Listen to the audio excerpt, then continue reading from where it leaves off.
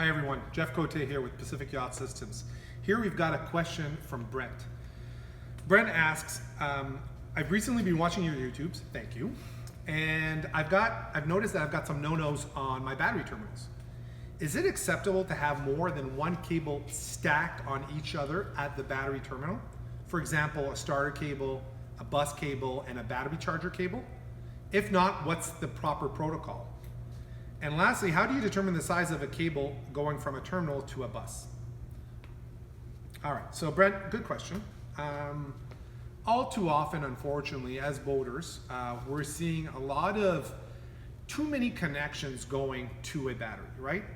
It's the easiest thing to do, you know? Why would you go to a panel? Why would you go to distribution when the battery's right there? So over time, what we see as boaters is we see a lot of more and more battery connections are at the battery where they should be on positive distribution or at the distribution panel. So the first step is you can, according to ABYC, have 4 connections on a battery terminal post. Up to 4, but no more. And what's really important is when you stack those connections, have the largest lug or connector be at the bottom and stack them from largest to smallest. The good connection is at the bottom of the battery post, so you want to make sure that you stack in order of size, from largest to smallest. I always think about a pyramid, you know? The smallest block was at the top, the largest blocks were at the bottom.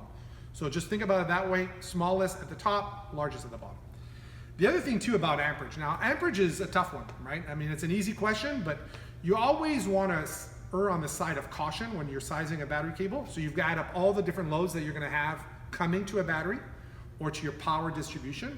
And in effect, a lot of times we end up choosing either a 2-aught, 4-aught cable, and I always oversize that cable because in effect what I'm trying to do is I'm trying to have my power distribution be as good a connection point as my battery. And a way to do that is to have a very large amperage cable go from my battery to the positive distribution.